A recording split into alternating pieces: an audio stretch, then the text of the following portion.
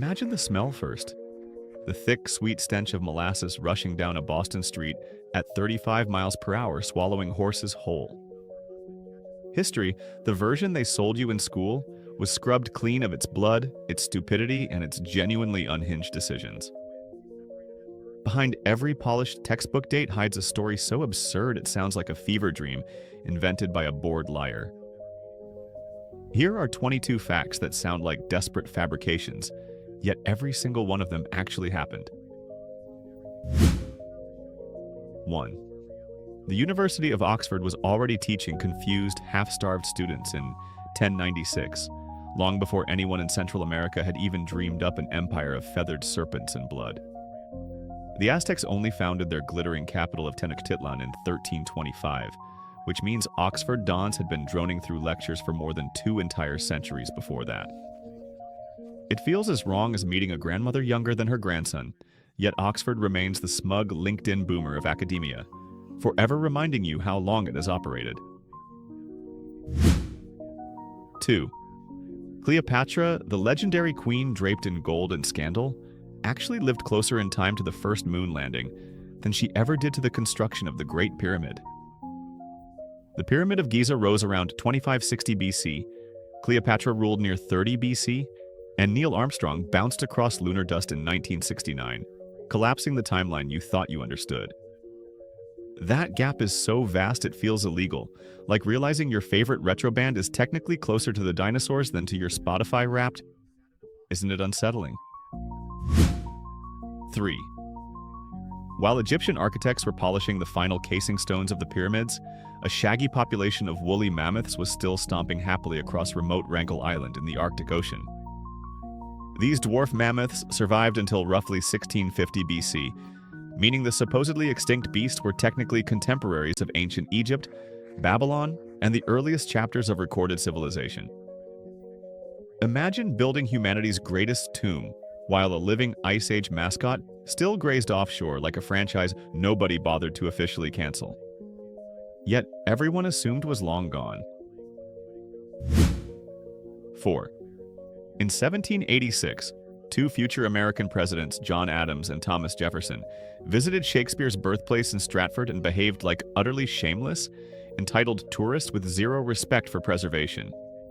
They actually pulled out a knife and carved souvenir chips off a wooden chair believed to be Shakespeare's, treating priceless heritage like a communal buffet of relics.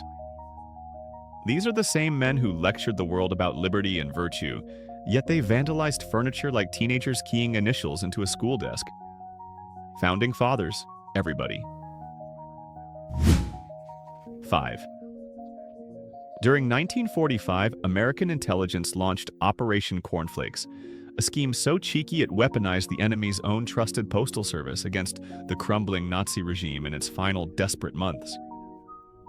Agents forged near-perfect German stamps depicting Himmler instead of Hitler, then bombed mail trains so scattered sacks would be swept up and unknowingly delivered straight into unsuspecting German homes. Tricking the postman into hand-delivering enemy propaganda is deliciously petty, like hijacking someone's group chat to quietly send subversive memes under their own trusted name. 6. In 1869, workers digging a well in Cardiff, New York, unearthed a 10-foot stone man, and thousands of paying spectators instantly believed they had found a petrified biblical giant. The entire thing was a hoax cooked up by tobacconist George Hull, who buried a carved gypsum statue simply to mock gullible religious literalists and pocket their coins.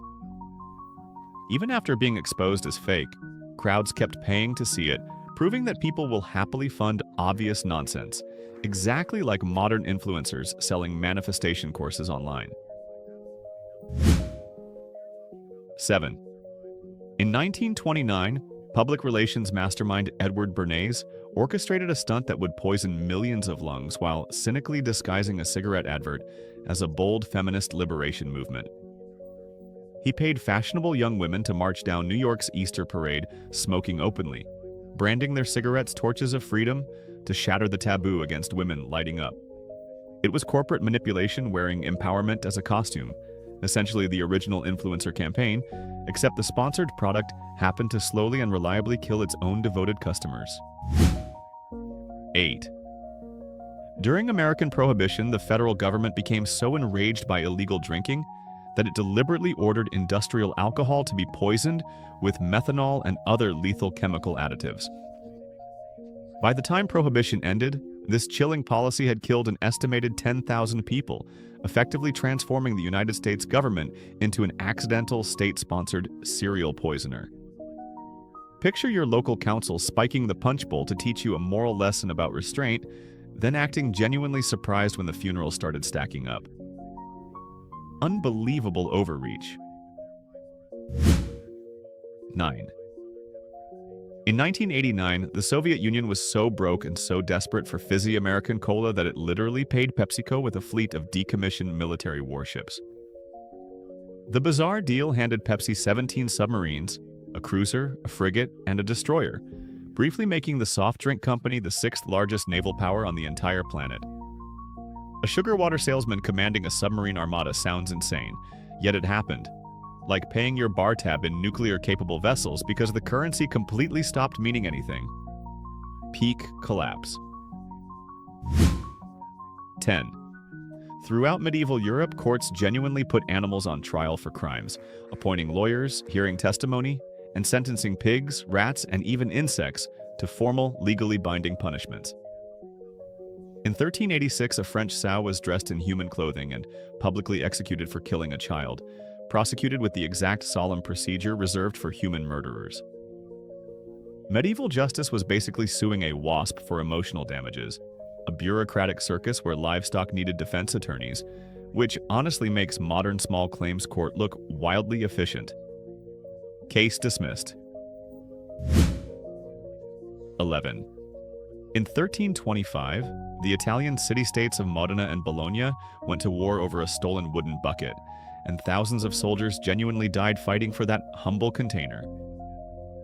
The Battle of Zappolino saw roughly 2,000 casualties, all triggered because Modenese soldiers snatched an oaken bucket from a Bolognese well and refused to ever return it. Nations bleeding over a pail is peak human pettiness, essentially a neighborhood feud escalating to homicide because someone borrowed a lawnmower and conveniently forgot to give it back. 12. In 897 AD, Pope Stephen VI dug up the rotting corpse of his predecessor, Pope Formosus, propped it on a throne, and put the dead man on trial. The decomposing pope was dressed in full papal robes, assigned a terrified deacon to speak for him, found guilty, then stripped, mutilated, and unceremoniously thrown into the Tiber River. Prosecuting a cadaver is the ultimate toxic workplace behavior, like emailing a resignation letter to a colleague who already died, purely to win a petty argument nobody could survive. 13. In 1907, Australian professional swimmer Annette Kellerman was arrested on a public Boston beach for the shocking crime of wearing a form-fitting one-piece bathing suit. Authorities considered her exposed arms, legs, and neck scandalously indecent. Yet she later launched her own swimwear label and completely revolutionized how millions of women were permitted to dress and swim. Getting handcuffed for showing your knees sounds insane. Like being fined today for posting a harmless beach selfie deemed far too daring by the fashion police. 14. In 1184, King Henry VI gathered dozens of German nobles inside a building in Erfurt for a tense political meeting that would end in genuinely revolting catastrophe. The wooden floor suddenly collapsed beneath their feet, plunging around 60 powerful aristocrats straight into the latrine cesspit below, where many drowned horrifically in centuries of accumulated human sewage. Dying in a pit of communal excrement mid-negotiation is history's darkest punchline. Like a corporate merger meeting literally imploding into the septic tank, everyone politely pretended not to notice. 15. In 1814, a gigantic vat at a London brewery ruptured, unleashing over 1 million liters of dark porter beer in a violent tidal wave through the surrounding slums. The alcoholic flood tore through the poor St. Giles district, demolishing walls and killing 8 people, mostly women and children trapped inside cramped, flimsy basement dwellings. Drowning in a tsunami of beer sounds like a frat boy's fantasy, yet the reality was grim. like your dream weekend becoming the exact cause of your own obituary. 16. In 1921, ambitious Arctic explorer Vilhjalmur Stefansson dispatched 5 hopeful colonists to claim frozen, uninhabited Wrangel Island for the British Empire, despite having no real legal authority whatsoever. The doomed venture collapsed catastrophically, and 3 men vanished forever trying to cross the sea ice for help, leaving only an Inuit seamstress named Ada Blackjack alive after 2 brutal years. A hired seamstress outlasting seasoned explorers is savage irony, like the quiet intern surviving the layoffs that wiped out every confident executive above her. 17. In 1962, a strange affliction erupted at a girls' boarding school in Tanganyika when 3 students suddenly began laughing uncontrollably for no discernible or rational reason whatsoever. The contagious fits spread rapidly to over 95 of the school's 159 pupils, forcing an emergency closure, and the bizarre outbreak persisted across the region for months. An epidemic of helpless giggling shutting down schools sounds fake, like a cursed meme so infectious it forces an entire office to stop working and log off permanently. 18. During the 1960s, the American CIA spent roughly $20 million surgically implanting microphones and antennae into a living cat, hoping to create the ultimate feline eavesdropping spy. The operation, codenamed Acoustic Kitty, ended in total humiliation when the cybernetic cat was reportedly struck and killed by a taxi during its very first field mission.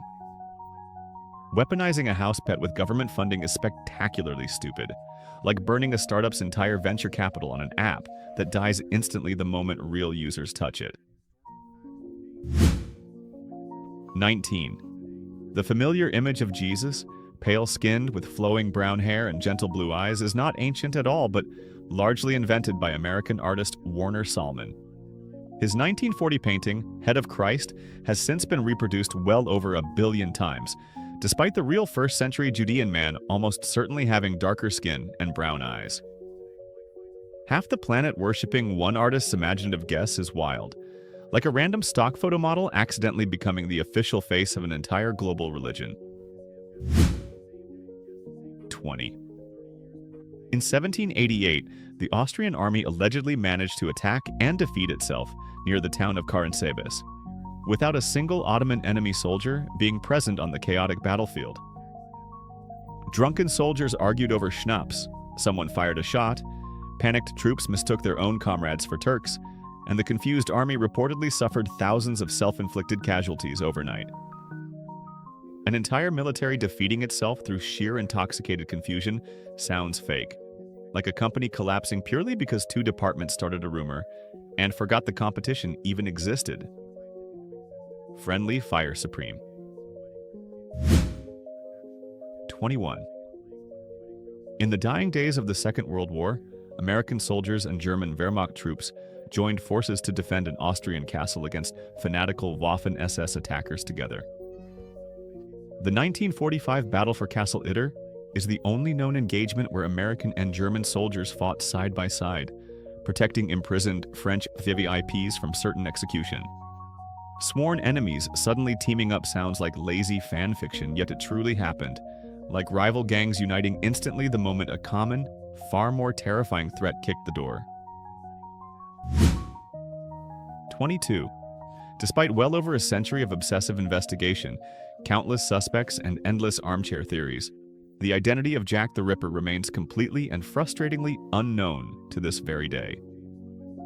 In 1888, the killer murdered at least 5 women in London's Whitechapel district, taunted police with letters, and then simply vanished forever without ever facing any justice whatsoever.